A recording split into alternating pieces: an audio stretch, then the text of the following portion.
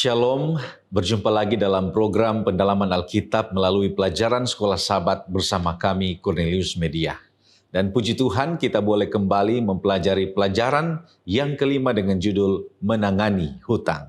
Kami senang oleh karena banyak yang diberkati dengan tayangan ini. Dan kami percaya tayangan ini tidak akan menggantikan buku Sekolah Sabat yang ada di rumah Anda, tetapi justru memberikan semangat di dalam membaca dan mempelajarinya. Dan saya Pendeta Felix Gosal ditemani dengan Pendeta Widodo Purwanto. Kami akan memberikan pendalaman pelajaran Sekolah Sabat pekan ini. Tetapi sebelum kita lanjutkan, mari kita awali dengan doa. Mari kita berdoa. Bapa kami yang bertata di dalam kerajaan surga, kami bersyukur dan berterima kasih oleh karena pada saat ini kami boleh menyaksikan pelajaran Sekolah Sabat. Dan kami percaya Tuhan akan menuntun kami dengan kuasa Roh Kudus, sehingga kami dapat memahami, diberikan pengertian untuk melihat kehendak Tuhan dalam kehidupan kami, khususnya dalam menangani hutang. Kami berdoa kiranya Tuhan akan memberikan kami hikmat, sehingga bukan saja kami memahami, tetapi kami melakukan, mengaplikasikan hal ini dalam kehidupan kami. Inilah doa kami Tuhan, di dalam nama Yesus kami berdoa. Amin.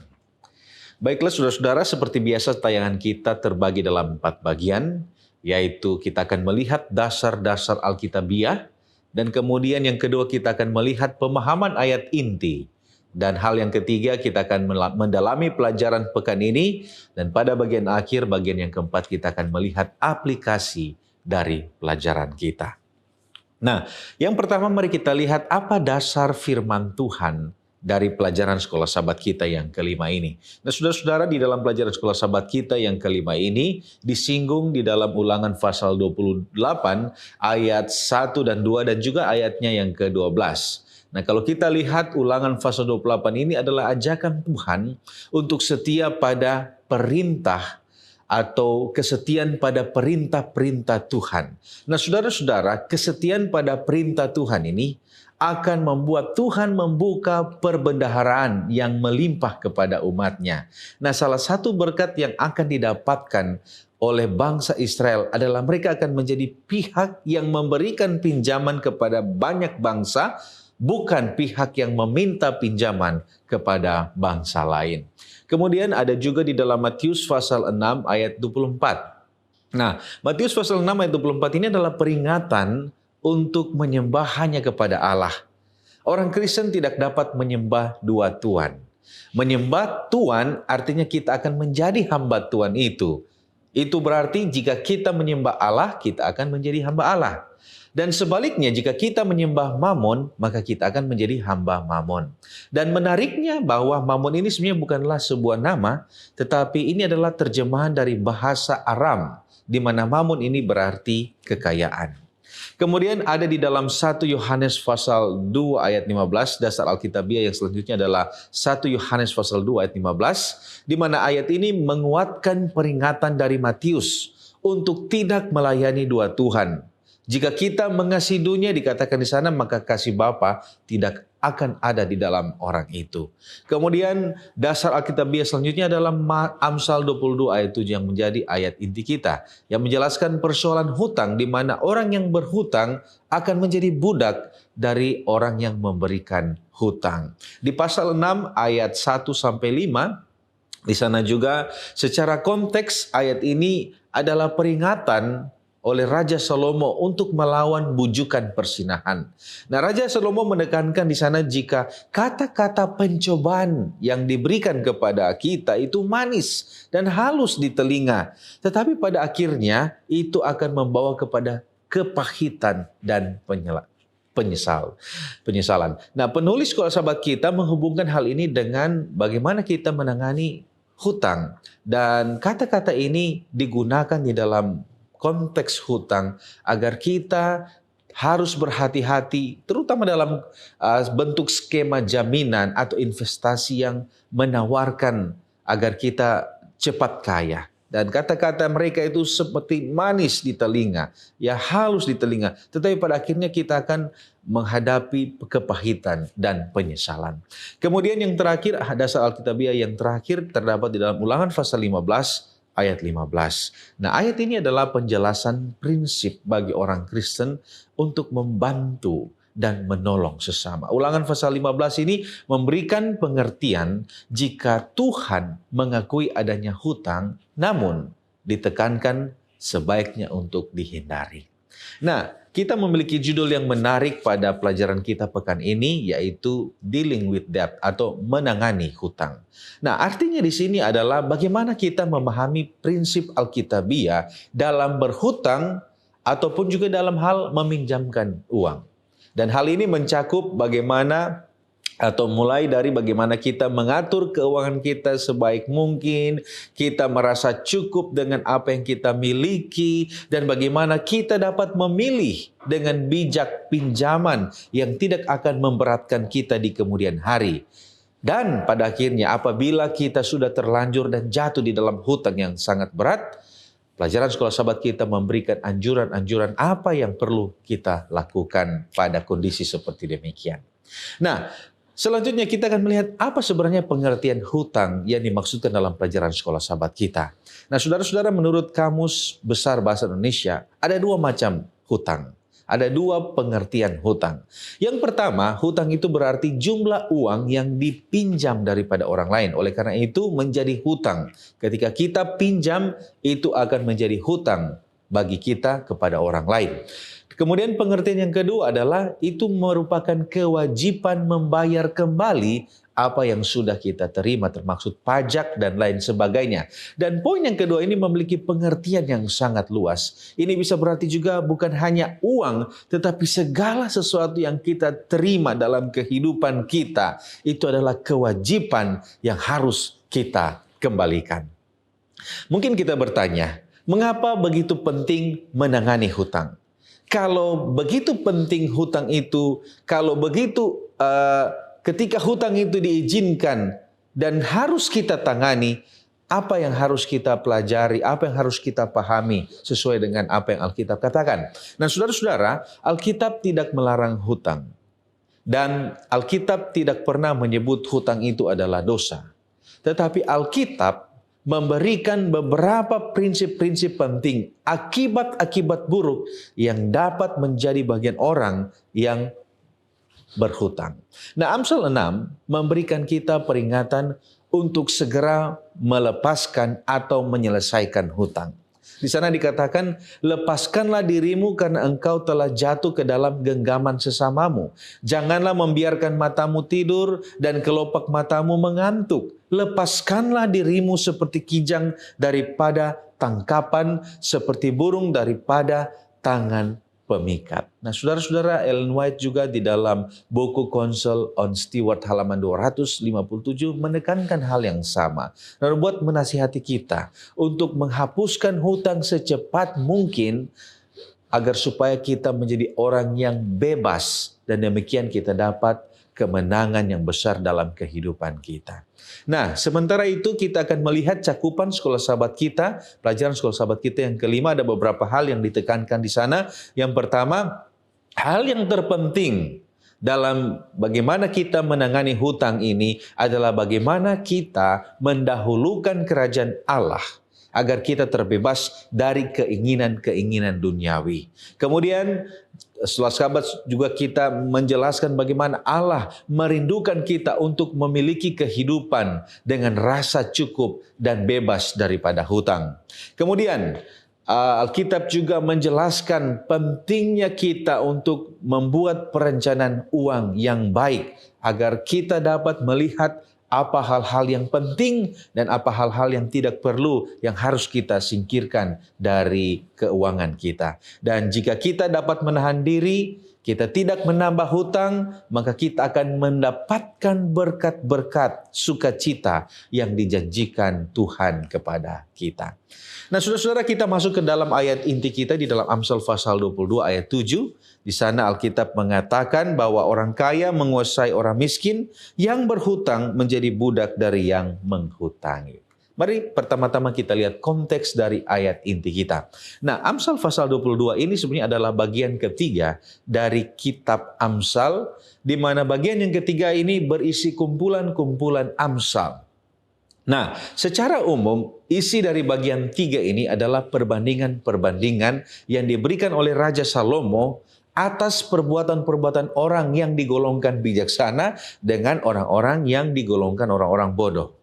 Nah, kita lihat, di sana dikatakan orang kaya menguasai orang miskin. Apa maksudnya dari kata-kata ini? Apa pengertian dari kata-kata ini? Nah, saudara, informasi yang kita terima dari ayat ini, sebenarnya ini adalah praktek yang umum terjadi di kalangan orang Israel, di kalangan masyarakat Israel, di mana pada saat itu sering sekali terjadi orang miskin, mereka akan datang kepada orang yang kaya dan mereka meminjam uang. Mereka memiliki utang kepada orang-orang kaya. Jadi ini sebenarnya Raja Salomo sementara membicarakan hal yang umum yang sering terjadi di kalangan orang Israel pada saat itu. Kemudian di sana juga dikatakan yang berhutang menjadi budak dari yang menghutangi. Nah, dalam banyak kasus orang-orang miskin yang pergi kepada orang kaya dan memiliki hutang kepada mereka, banyak kasus terjadi mereka tidak dapat membayar hutang mereka. Dan apa yang terjadi?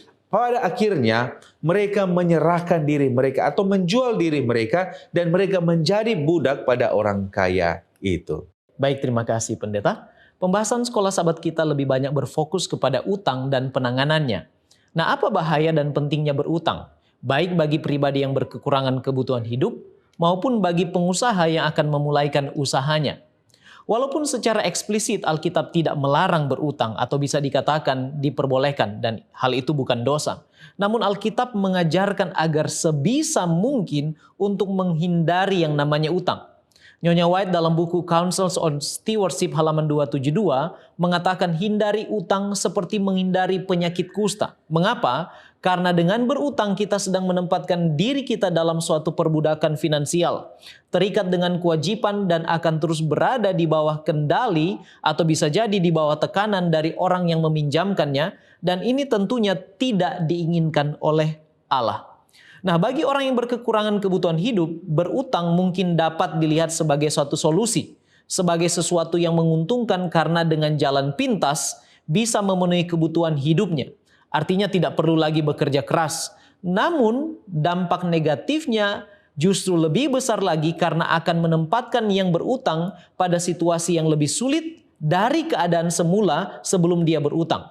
Setelah berutang, selain dia berpikir untuk bagaimana mencukupi kebutuhan hidup, dia juga harus berpikir memenuhi kewajiban untuk membayar utangnya. Dan situasi ini bisa mengakibatkan hidupnya digerogoti baik secara finansial, fisik, mental, sosial maupun spiritual. Nah, saya mau sarankan gantinya berutang, orang yang berkekurangan kebutuhan hidup harus mencukupi diri, hidup sederhana dengan apa yang ada padanya dan tentu harus bekerja lebih keras lagi sambil terus berdoa dan imani bahwa Tuhan sekali-kali tidak akan pernah meninggalkan engkau dan membiarkan engkau. Sementara itu bagi pelaku bisnis yang ingin memulaikan usahanya, dengan perhitungan yang matang, utang bisa menjadi bagian yang penting untuk menjadi kapital atau modal yang menguntungkan. Ada dana segar untuk memulaikan bisnisnya.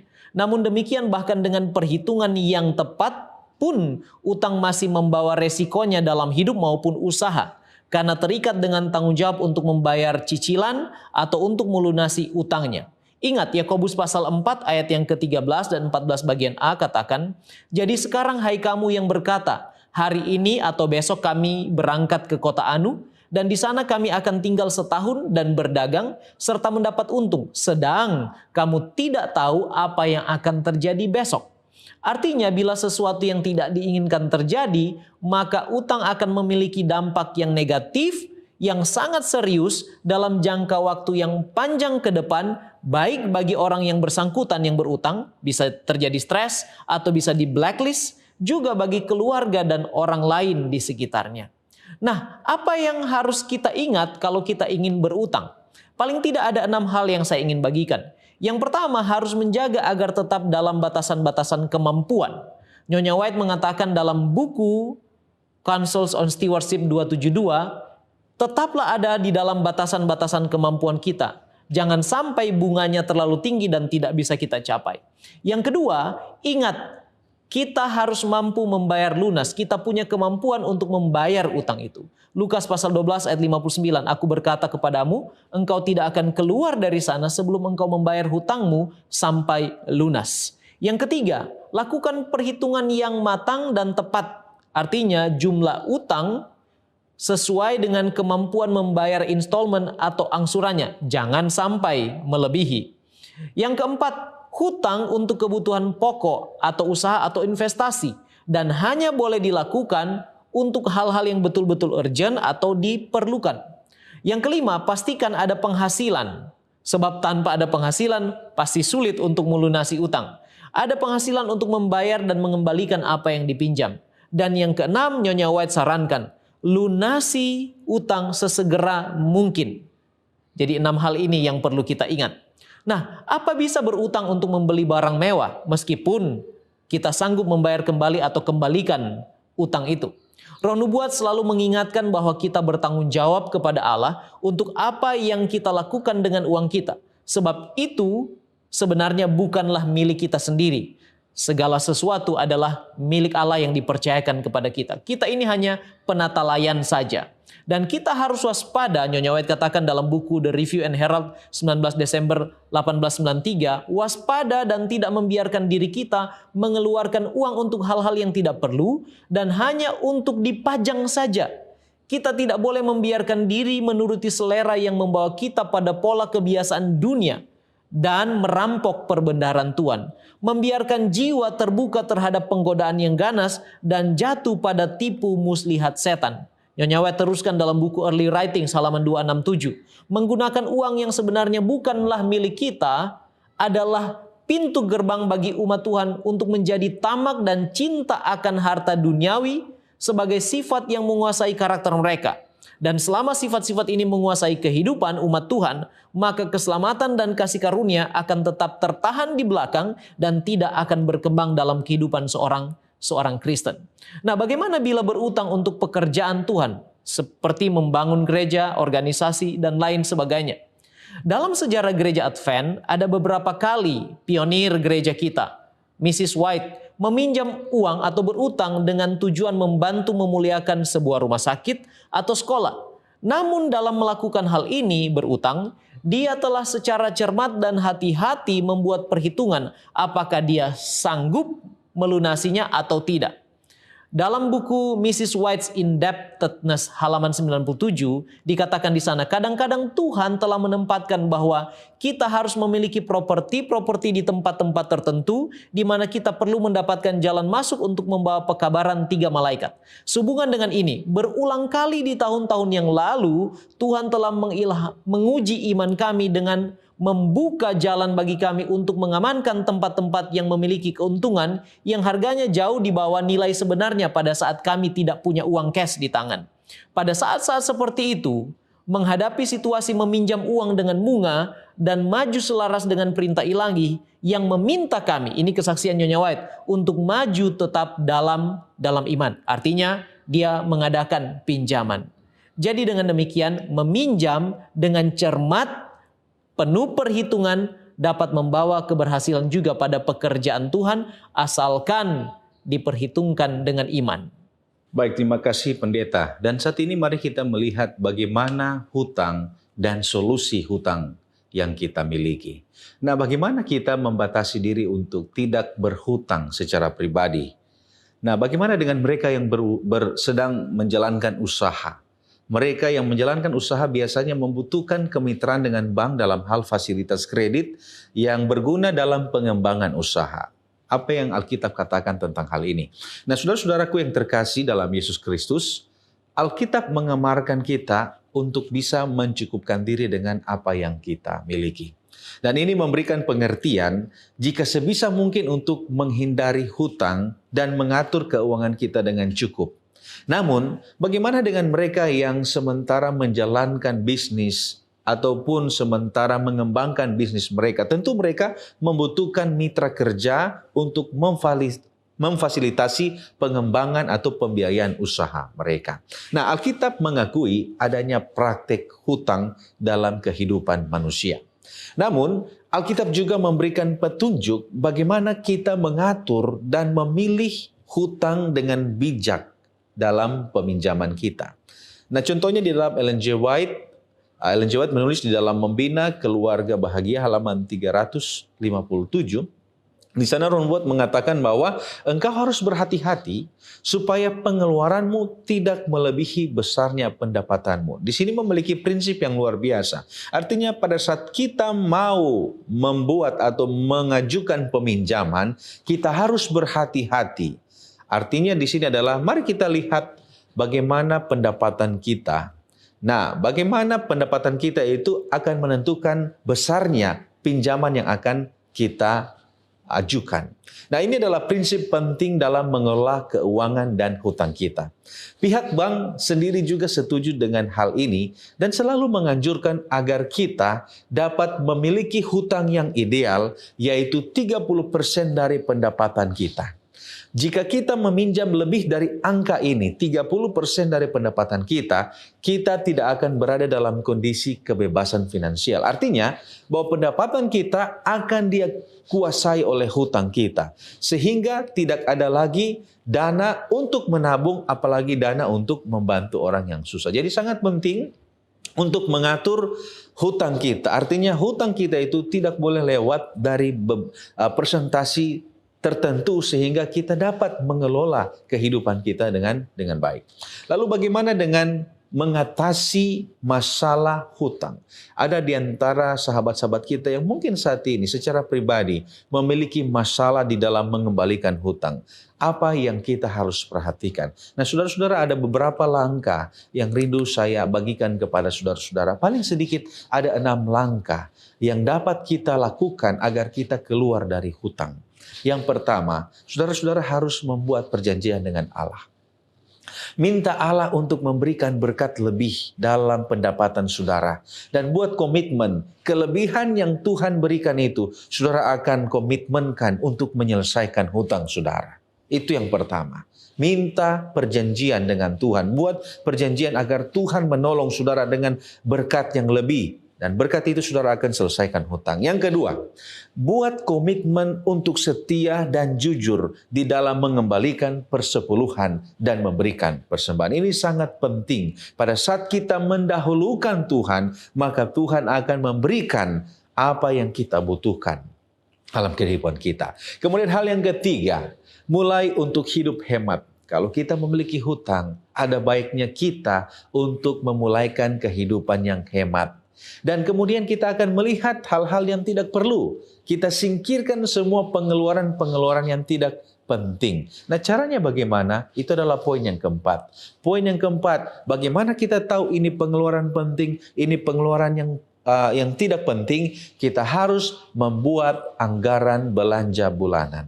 Kita melihat kembali apa yang harus kita keluarkan yang menurut kita itu adalah kebutuhan dan mana yang sepertinya tidak perlu kita buat dalam anggaran belanja kita. Artinya tidak penting, tidak perlu kita keluarkan uang untuk hal itu.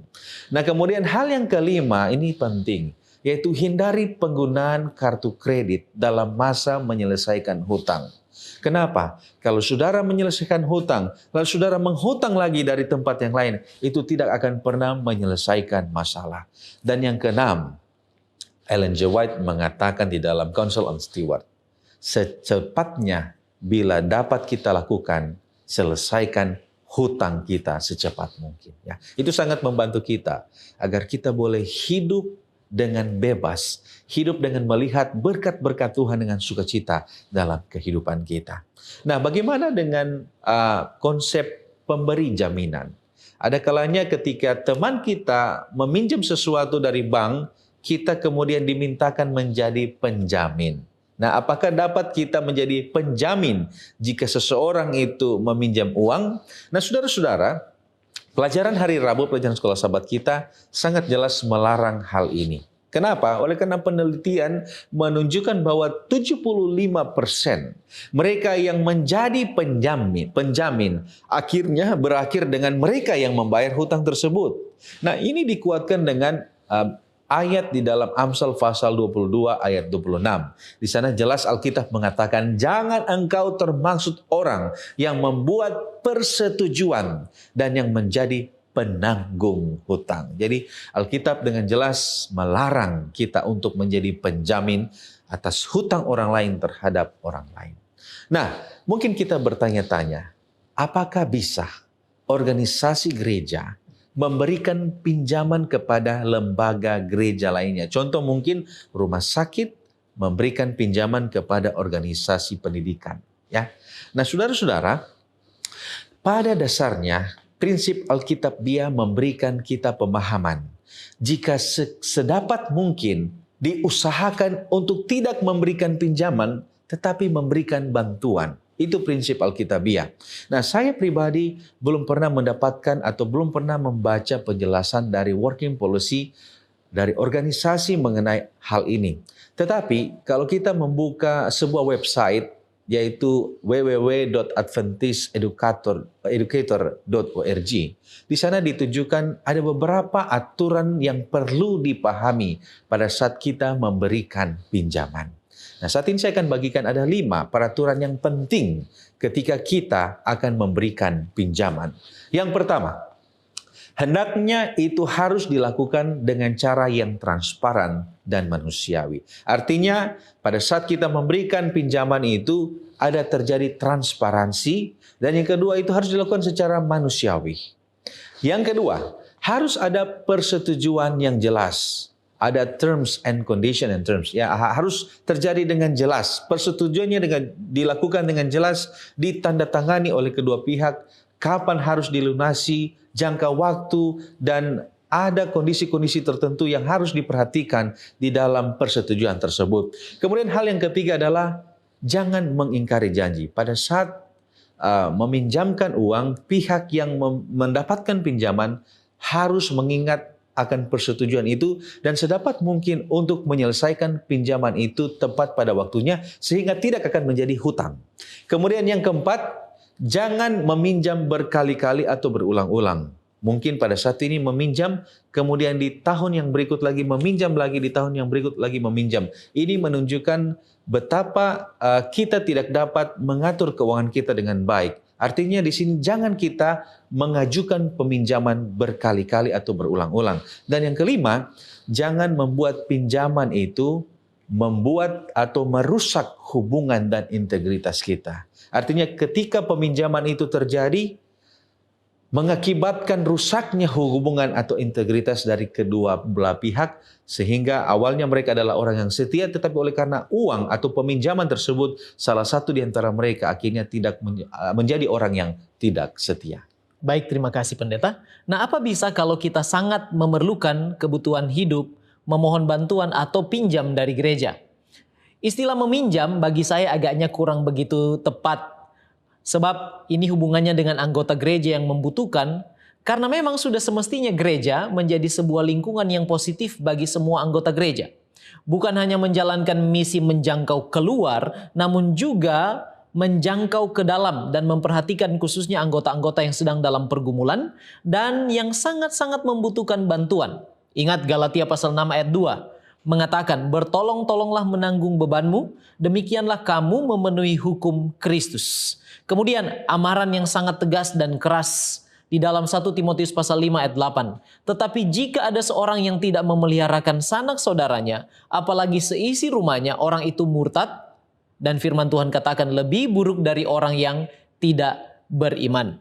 Nah sekarang Galatia pasal 6 ayat 10. Karena itu, selama masih ada kesempatan bagi kita, marilah kita berbuat baik kepada semua orang, tetapi terutama prioritasnya kepada kawan-kawan kita seiman. Jadi gereja adalah kumpulan orang percaya yang telah menjadi satu keluarga dalam Kristus dan punya satu misi, yaitu memantulkan tabiat Kristus. Jadi sudah semestinya gereja bukan memberikan pinjaman, tetapi bantuan dengan tidak mengharapkan itu kembali, namun juga perlu disesuaikan dengan kondisi atau kemampuan keuangan gereja atau jemaat setempat.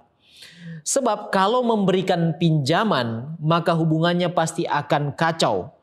pasti akan membuat hubungan dan lingkungan di dalam gereja itu tidak kondusif lagi, tidak sehat lagi. Dan itu tidak diinginkan oleh gereja maupun anggota-anggota komunitas yang ada di dalamnya. Nah, apakah kita dapat bayar utang lebih dahulu daripada membayar atau memberikan persembahan dan persepuluhan? Prinsip yang paling ideal adalah mengutamakan apa yang menjadi milik Tuhan. Matius pasal 6 ayat 33, tetapi carilah dahulu kerajaan Allah dan kebenarannya, maka semuanya akan ditambahkannya kepadamu. Namun pada prakteknya bila kita berutang, contoh di bank, maka setiap kali gajian atau payroll sudah secara otomatis utang terpotong terlebih dahulu. Namun demikian kita perlu berpikir, motiflah yang menentukan nilai atau kualitas dari pemberian kita, persembahan atau persepuluhan kita. Sebab di dalam melakukan perhitungan sebelum kita berutang, hendak rencana mau berutang, maka umat percaya sudah seharusnya memasukkan terlebih dahulu perhitungan dalam income per bulannya. Sudah dipisahkan untuk persepuluhan dan persembahan dalam besaran angsuran utangnya tersebut. Jadi sudah disendirikan terlebih dahulu. Artinya seorang percaya itu sudah mengutamakan Tuhan terlebih dahulu dengan menyisihkan apa yang kudus, persembahan dan persepuluhan. Nah, kalau begitu, apa boleh berutang untuk membeli sesuatu bagi orang tua, bahkan membeli sesuatu untuk gereja? Motif untuk menyenangkan orang tua atau membantu gereja adalah motif yang baik dan mulia. Namun sekali lagi, ada seorang teolog gereja Advent berkata, utang adalah fondasi yang lemah bagi orang Kristen untuk berdiri. Itu dapat merusak dan menghancurkan pengalaman rohani kita dan kemampuan kita untuk membantu pekerjaan Allah di masa yang akan datang. Dan itu merampas kesanggupan kita untuk memberi kepada orang lain dan mencuri kesempatan-kesempatan bagi berkat Allah untuk datang kepada kita. Utang sangat menghancurkan. Sekalipun motif kita adalah baik, tanpa perhitungan yang matang, tanpa kebijaksanaan yang memadai, maka utang membawa dampak baik hubungan kita dengan gereja maupun hubungan kita dengan sesama kita itu tidak baik. Nah, jika ada yang mau berutang kepada kita, apakah harus dikasih atau tidak? Atau padahal itu hanya janji belaka? Apa nasihat firman Allah sebagai penutup? Amsal pasal 3 ayat 27 dan 28. Janganlah menahan kebaikan daripada orang-orang yang berhak menerimanya, padahal engkau mampu melakukannya. Janganlah engkau berkata kepada sesamamu, pergilah dan kembalilah, besok akan kuberi, sedang yang diminta itu ada padamu. Artinya, kita harus terbuka untuk melayani orang yang datang kepada kita yang membutuhkan. Kalau itu ada pada kita, maka wajiblah bagi kita untuk membantu. Dengan tentunya pertimbangan-pertimbangan sosial yang lain yang perlu ditambahkan. Nah, kemudian bagaimana kalau hanya janji belaka? Pengkhotbah pasal 5 ayat 4 mengatakan demikian. Lebih baik engkau tidak bernasar daripada bernasar tetapi tidak menepatinya. Artinya kita mendustai apa yang keluar dari bibir kita, ucapan lidah kita. Matius pasal 5 ayat 37, jika ya hendaklah kamu katakan ya, jika tidak hendaklah kamu katakan tidak. Apa yang lebih daripada itu berasal dari si jahat. Jadi amaran bagi kita. Jikalau seseorang datang untuk meminta pertolongan, meminjam uang, kalau itu ada pada kita, maka dengan terbuka kita perlu memberikan. Jangan kita berjanji lantas tidak menepatinya. Jangan hanya memberi harapan yang palsu kepada mereka. Yang intinya sehubungan dengan utang, ini adalah amaran di dalam 1 Timotius pasal yang ke-6 ayat yang ke-9. Tetapi mereka yang ingin kaya terjatuh ke dalam pencobaan, ke dalam jerat, dan ke dalam berbagai-bagai nafsu yang hampa, dan yang mencelakakan, yang menenggelamkan manusia ke dalam keruntuhan dan kebinasan. Ayat yang ke-10. Karena akar segala kejahatan ialah cinta uang. Sebab oleh memburu uanglah beberapa orang telah menyimpang dari iman dan menyiksa dirinya dengan berbagai-bagai duka. Perlu kita pertimbangkan untuk hidup kita tidak terjerat di dalam utang oleh karena keinginan-keinginan dunia, ketamakan-ketamakan, dan pada akhirnya kita kehilangan keselamatan dan kehilangan berkat-berkat yang Tuhan janjikan. Mari kita berdoa supaya kita boleh menggunakan apa yang Tuhan percayakan, berkat yang Dia berikan sebaik-baiknya, secara bijaksana, dan mari kita persembahkan diri kita untuk menjadi persembahan yang hidup yang berkenan memuliakan nama Tuhan. Kita berdoa. Bapa kekal Allah kami yang bertahta dalam kemuliaan surga, Terima kasih untuk kesempatan kami boleh belajar daripadamu ya Tuhan. Kami berdoa kiranya Roh Kudus-Mu meteraikan apa yang kami pelajari, dan sanggupkan kami ya Tuhan untuk mempraktekkan itu dalam kehidupan kami. Juga tolong kami untuk menjadi saluran berkat, untuk membawa kebenaran ini kepada orang lain, supaya orang lain di sekitar kami pun boleh hidup sesuai dengan firman-Mu. Tuhan, kami mempelajari tentang utang. Tuhan tahu apa yang kami butuhkan di dalam kehidupan kami. Kami mau serahkan semuanya ke dalam pemeliharaan Tuhan. Ajarlah kami untuk hidup sederhana, hidup penuh rasa syukur dengan apa yang ada pada kami yang Tuhan percayakan, dan hidup dengan pujian untuk memuliakan nama Tuhan. Hindari kami dari berutang ya Tuhan, dan tolonglah kami untuk hidup setia kepada Tuhan sampai Maranatha dan menjadi berkat bagi pelayanan pekerjaan Tuhan. Inilah doa kami Bapa, sempurnakan, ampuni kami dari dosa dan pelanggaran kami. Dalam nama Tuhan Yesus kami sudah berdoa. Amin.